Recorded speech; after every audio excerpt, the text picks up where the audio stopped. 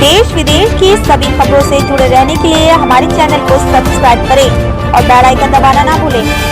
हर खबर पर है हमारी पहली नजर। नमस्कार, मैं प्रीति शर्मा और आप देख रहे हैं कॉर्पोरेट बुलेटिन न्यूज। खबर कालाडूंगी से है। कालाडूंगी विधानसभा क्षेत्र के वरिष्ठ भाजपा नेता एवं प्रदेश परीक्षण प्रमुख मनोज पाठक ने कहा कि 5 अगस्त का दिन देश के इतिहास में महत्वपूर्ण है।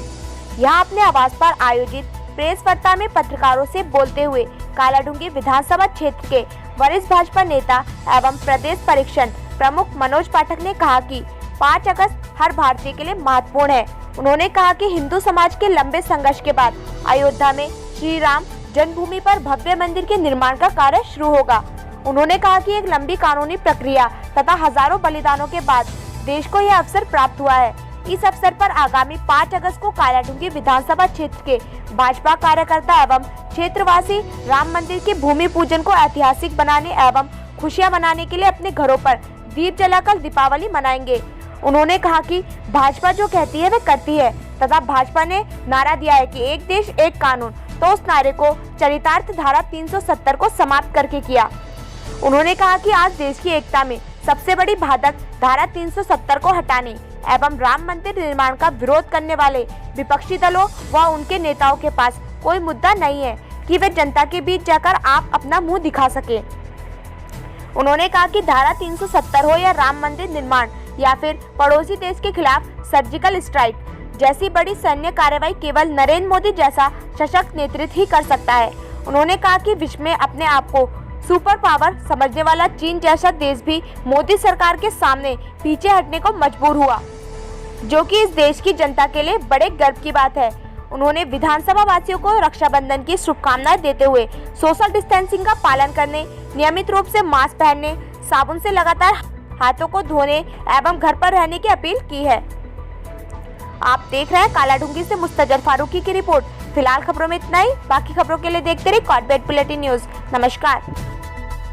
भारतीय जनता पार्टी ने जिन मुद्दों को अपने एजेंडे में रखा उनका अक्षरशः प्रतिपालन करते हुए 101% धरातल पर वो चीज़ें उतारी हैं। 370 की बात चाहे कहें, हम राम मंदिर के निर्माण की बात कहें, आगामी 5 अगस्त को जिस तरह से राम मंदिर निर्माण का शिलान्यास होने जा रहा है, पूरे भारत राष्ट्र में ही नहीं वरन अंतर्राष्ट्रीय स्तर पर पूरे हिंदुत्व परिवार और भारत देश के जहाँ जो लोग हैं वो हर्षित और पल्लवित और पोषित होने में अपने को आगे गौरवान्वित महसूस कर रहे हैं। जिस तरह से राष्ट्र प्रथम की भावना को लेकर के भारतीय जनता पार्टी की सरकार ने प्रत्येक चीज़ को धरातल पर उतारने का प्रयास किया है, मैं समझता हूँ आगे आने वाले समय में एक एक चीज़ 100% धरातल पर उतरेंगी और सफलता से इस भारत देश को, इस भारत माता को परम वैभव पर पहुँचाने में भारतीय जनता पार्टी और मोदी सरकार के द्वारा कोई कोर कसर नहीं छोड़ी जा रही है।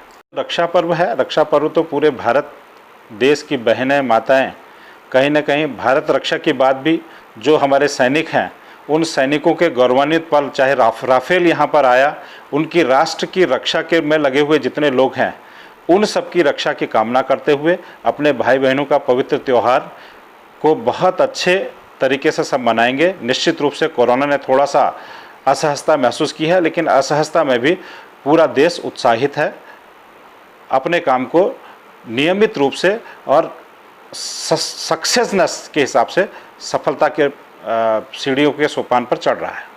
बहुत अच्छा, जिस तरह से 22 तारीख को एक जनता कर्फ्यू के का आह्वान मोदी जी ने किया, उस समय हमारे पास साधन संसाधन बहुत कम थे और एक अच्छा उचित निर्णय उस समय लिया गया। बहुत हद तक कोरोना जैसी महामारी को रोका गया। रोकने के साथ साथ आज की तारीख में हमारे पास साधन हैं, संसाधन हैं, सारी चीज़ें हैं, तो कोरोना से ज़्यादा इतना प्रभाव नहीं है और जनता भी कोरोना से लड़ने के लिए आतुर है और सहजता से उसका सामना भी कर रही है।